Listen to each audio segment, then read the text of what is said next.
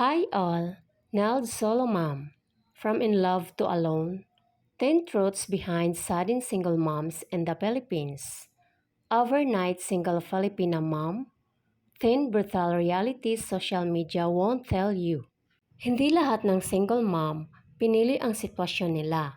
Minsan, isang araw lang, isang decision, isang mensahe, at biglang mag-isa ka na.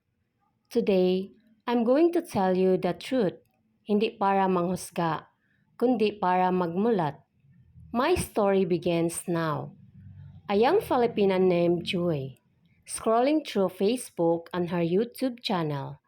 Joy was like many women you see online and YouTube, smiling selfies, dancing, sexy overtures, sweet captions, comments full of hearts. She was a YouTuber and had many admirers and men desiring her. She was already in a relationship with an older foreigner, but the excitement of so many men interested in her around the world overwhelmed her. She met another foreigner, one of her subscribers or secret membership foreigners, thinking she could handle him. While meeting an avid fan and being entertained, at first, they messaged each other fast and furious.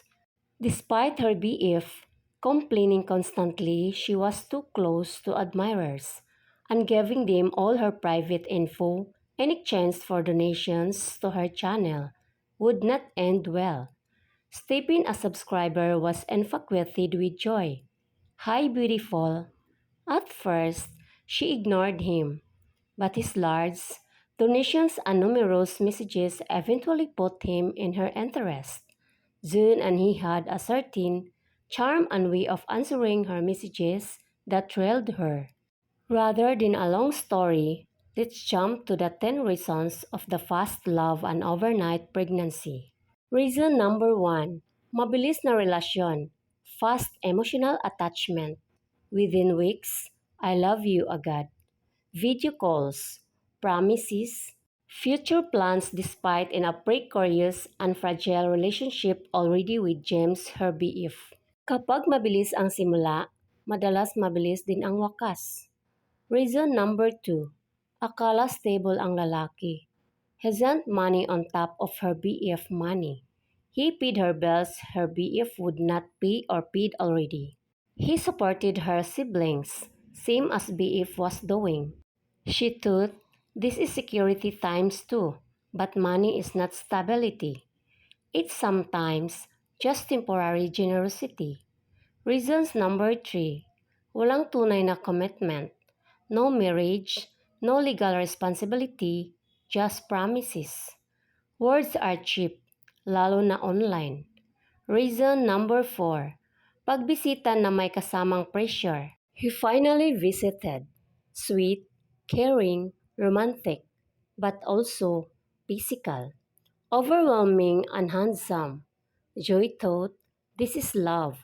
He is better at affection, attention, and sex than my older boyfriend. But for him, it was just a vacation. Reason number 5, nabuntis ng hindi handa. No long-term plan, no legal protection, no real conversation about the future, just emotions overnight. Joy was having challenging problems with James, her current BF, so she threw caution to the wind and let Stephen buy her drinks and use alcohol as the reason she gave it to him sexually so easy. Then, 2 lines on a pregnancy test. No way, it's James' baby. He had went on bucket travel for over 4 months and had not touched her for 4 months previous to departure. Reason number 6, biglang nawawala ang lalaki. Messages became shorter, calls became fewer. Then one day, send, no reply, black, gone. Dito nagsisimula ang overnight single mom. Reason number 7, image versus reality. Online, she still smiled, posted old photos, pretended everything was okay. Stopped showing her body due to bulging stomach. Her BF noticed on her channel. There was a big bulge in her jeans, and she had a cardboard slim stomach always. He texted her and asked was she pregnant. She said no. But offline, she was crying alone. Reason number 8. Pressure from family. Akala namin okay na buhay mo. May partner ka na, di ba? Now, shame, disappointment, silence. Reason number 9. Walang emotional support. Friends disappeared. Judgment replaced understanding. She became alone, in every sense. Reason number 10. Reality of motherhood. No partner, no financial security, no emotional safety, just her and a child. She was 36 and always wanted a baby, but not like this. She wanted a family. Hindi madali maging nanay, lalo na kung mag-isa ka.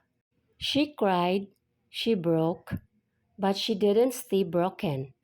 Her BF had bought her land and built her a size-able house. He had paid for her caregiver training and her driver's license via a fixer.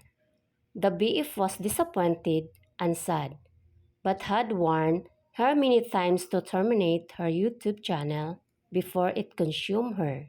He had also warned her she would end up a single mom if she continued to meet subscribers behind his back and socialize with them. He ended the relationship and 5 years friendship. She swallowed her pride, she fought, she survived. This is not shame Filipinas. This is to wake them up. Attention is not commitment, and money is not security. If you are watching this, protect yourself, protect your future. Don't lose your real provider and love for an overnight or part-time banger. Now 0 from 0 equals 0. I'm Nell Solomon. See you next episode.